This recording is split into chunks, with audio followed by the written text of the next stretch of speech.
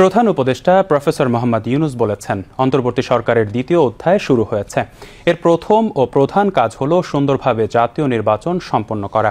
সকালে সচিবালয়ে উপদেষ্টা পরিষদের বৈঠকের সূচনা বক্তব্যে এই কথা বলেন প্রধান উপদেষ্টা। প্রধান উপদেষ্টা প্রফেসর মোহাম্মদ ইউনুসের সভাপতিত্বে অনুষ্ঠিত বৈঠকে উপদেষ্টা পরিষদের সদস্যবর্গ ও সংশ্লিষ্ট সচিবগণ উপস্থিত ছিলেন।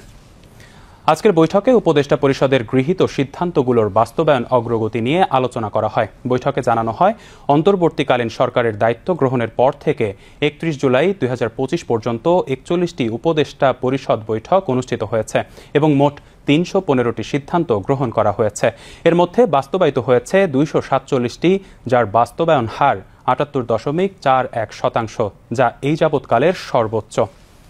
বৈঠকে সংস্কার কমিশনের সুপারিশ বাস্তবায়ন অগ্রগতি নিয়েও আলোচনা হয়েছে। এতে জানানো হয়, ১১টি সংস্কার কমিশন ১২১টি আশু বাস্তবায়নযোগ্য সুপারিশ করেছিল। এর মধ্যে এখন পর্যন্ত ১৬টি সুপারিশ বাস্তবায়িত হয়েছে, ৮৫টি সুপারিশ বাস্তবায়নাধীন এবং 10টির আংশিক বাস্তবায়ন করা হয়েছে। এছাড়াও বৈঠকে জুলাই অভ্যুত্থানে শহীদদের সম্মানী সুষ্ঠুভাবে প্রদানের জন্য একটি বিধি প্রণয়নের বিষয়ে আলোচনা হয়েছে। উপদেষ্টা পরিষদ গাজীপুর ডিজিটাল ইউনিভার্সিটি সংশোধন অধ্যাদেশ ২০২৫-এর খসড়া লেজিসলেটিভ ও সংসদ বিষয়ক বিভাগের ভেটিং সাপেক্ষে চূড়ান্ত অনুমোদন এবং বিশ্ব পর্যটন দিবসকে গ শ্রেণী হইতে খ শ্রেণীতে উত্তীর্ণকরণ প্রস্তাব অনুমোদন দিয়েছে।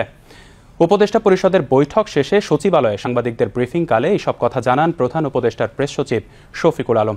তিনি জানান, অন্তর্বর্তীকালীন সরকারের দায়িত্ব গ্রহণের বর্ষপূর্তি শেষে দ্বিতীয় অধ্যায়ের প্রধানতম লক্ষ্য হচ্ছে নির্বাচন সংস্কার ও জুলাই গণহত্যার বিচার কাজ সুষ্ঠুভাবে সম্পন্ন করা। দ্বিতীয় অধ্যায়ের শুরু, এবং উনি বলেছেন যে এই দ্বিতীয় অধ্যায়ের প্রধান কাজ হলো নির্বাচন সুন্দরভাবে করা। এটাই প্রধান কাজ। ট্রায়ালের ক্ষেত্রে আমরা বলতে পারি 4টা ট্রায়াল শুরু হয়েছে, 27টি ইনভেস্টিগেশন পর্যায়ে আছে, 16টা চার্জশিট হয়েছে। এই পুরো বিষয়টা ক্যাবিনেট প্রতিনিয়তই আপডেট নিচ্ছেন সংশ্লিষ্ট সবার কাছ থেকে। কাউন্সিল অফ অ্যাডভাইজার 2টি কংগ্রেচুলেশন প্রস্তাব গ্রহণ করেন। একটা হচ্ছে যে তারা শেখ বশির উদ্দিন আমাদের কমার্স অ্যাডভাইজারকে কংগ্রেচুলেশন জানিয়েছেন। সাকসেসফুলি আমাদের যে ইউএস এর সাথে যে ট্যারিফ টক্সটা, সেটাকে উনি লিড করেছেন। Council of adviser also Mustafa Sarwar ফারুকিকে শুভেচ্ছা জানিয়েছেন। জানেন, জুলাইয়ের যে 36 দিন, এই জুলাইয়ের যে পুরো অনুষ্ঠানমালা, উনি এটার একজন নিজের থেকে দাঁড়িয়ে থেকে উনি নেতৃত্ব দিয়েছেন এবং এটা একদম সুচারুভাবে কমপ্লিশন হয়েছে। অগাস্টের 5 তারিখে, যেটাকে আমরা জুলাই 36 বলি, মাইলস্টোন ট্র্যাজেডি নিয়ে আবার আলোচনা হয়েছে এবং এখানে যারা মারা গেছেন, বিশেষ করে 2জন টিচার এবং একজন আয়া, তাদেরকে বিশেষ কি সম্মাননা দেওয়া যায় সেই বিষয়ে আলোচনা হয়েছে।